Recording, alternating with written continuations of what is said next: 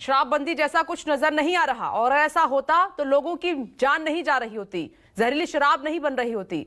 तो वक्त आ गया, इसे बंद कर दीजिए। फिर आधे घंटे से विपनेश में सभी वक्ताओं की बातों को बड़े ध्यान से सुन रहा था। पता नहीं लोग इस बात को क्यों नहीं समझ पाते हैं कि शराबबंदी अलग मुद्दा है और जहरीली शराब से मौतें अलग मुद्दा है। गुजरात का जिक्र हो रहा था, गुजरात का महिमा मंडन किया जा रहा था। भारतीय जनता पार्टी के वरिष्ठ नेता है सुशील कुमार मोदी जी से आप कहें तो मैं उनका ट्वीट दिखा दूं। 4 महीने पहले जब हमारे साथ हुआ करते थे और जब इस तरह की घटना घटी थी, तब उनकी तरफ से यह ट्वीट किया गया था कि पूरे देश में जिन प्रदेशों में शराबबंदी नहीं है वहां भी जहरीली शराब से बिहार से ज्यादा मौतें होती। एक आंकड़ा मैं आपके सामने रखना चाहता हूं कि लोकसभा के एक माननीय सदस्य ने गृह राज्य मंत्री से सवाल किया कि पूरे देश में जहरीली शराब से कितनी मौतें होती हैं, इसका आंकड़ा पेश किया जाए। जवाब आया कि 2016 से लेकर 22 तक 6176 लोगों की मौत जहरीली शराब पीने से हुई और कई प्रदेश, उसमें गुजरात उत्तर प्रदेश भी है, उसमें आंकड़े बिहार से ज्यादा है। अरे भाई, जिन प्रदेशों में शराब उपलब्ध है वहां भी इस तरह का कारोबार होता है। देखिए विपनेश, हम कहीं जवाबदेही से पीछे हटने की बात नहीं करते। और क्या है ये? प्रशासनिक महकमे से चूक हुई है। क्या कह रही हैं आप? क्या है ये? जवाबदेही से पीछे नहीं हट रहे तो क्या है? दूसरे राज्यों का उदाहरण देकर आप पर्दा डालने की कोशिश कर रहे हैं क्या? नहीं, पर्दा क्यों डालेंगे विपनेश? इसके 2 पहलू है। पहला, जवाबदेही से पीछे नहीं हटना प्रशासनिक महकमे का फेलियर है। निश्चित रूप से उन पर भी कार्रवाई की जा रही है, एसआईटी गठित है, डीएसपी लेवल के अधिकारी हो या उससे वरीय पदाधिकारी हो, उन पर भी कार्रवाई होगी। लगातार लोगों की गिरफ्तारियां हो रही है।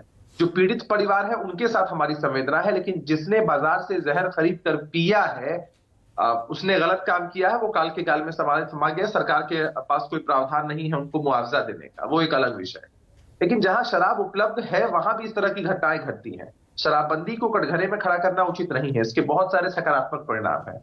हमारी सरकार कोई झारखंड की सरकार या अन्य प्रदेश की सरकारों जैसी नहीं है जहां उनको इस बात का डर है कि रेवेन्यू का लॉस होगा तो हम प्रदेश को कैसे चलाएंगे। नीतीश कुमार जी ने एक मजबूत इरादे के साथ शराबबंदी को लागू किया था, लेकिन आज जिस तरह से इस तरह की घटनाएं घटती हैं दुर्भाग्यपूर्ण है, अति निंदनीय है। मेरे सहयोगी अमिताभ ओझा कह रहे हैं, जब आप खुद ही स्वीकार कर रहे हैं, छोटे लोगों पर एक्शन ले रहे हैं, जो माफिया हैं उनके गिरफ्तार तक तो आपके हाथ जा ही नहीं रहे हैं। सिस्टम और सरकार की लापरवाही का नतीजा ये गरीब कब तक भुगतते रहेंगे? सीएम ने तो कह दिया कि जो पिएगा वो मरेगा, लेकिन क्या आप उन माफियाओं का कुछ उखाड़ पा रहे हैं?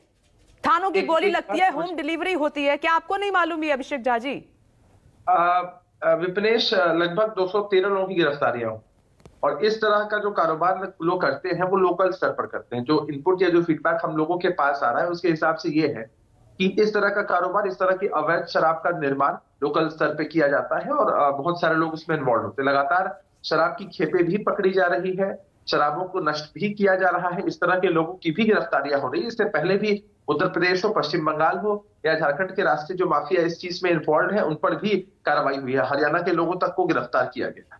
लेकिन मसला ये है कि हम कार्रवाई कर रहे हैं, किसी के पास इनपुट है तो वो इनपुट को प्रोवाइड नहीं हो रहा है। अगर एक्शन होता अभिषेक झा जी तो बिहार में लोगों की, जब आप बीजेपी के साथ थे सरकार में तब भी मौतें हुई, अब आरजेडी के साथ हैं तब भी मौतें हो रही हैं, और अगर एक्शन होता तो लोगों की जान नहीं जाती, थाने से स्प्रिट गायब नहीं हो जाती, जहरीली शराब नहीं बनती। क्या आपका सिस्टम कर रहा है? लापरवाही है। अरे उनसे जाकर पूछिए, जब आपके सीएम के बयान ने उनके दर्द को कितना बढ़ा दिया है, जिन्होंने अपनों को खोया है। चलिए उनकी गलती मैं मान लेती हूँ कि उन्होंने शराब पी ली, लेकिन बन क्यों रही है ये?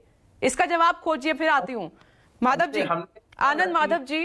जहां लापरवाही हम कार्रवाई करने को तैयार नहीं हो रही है, ये सिर्फ टीवी पर आकर लिपापोती करने की बात है।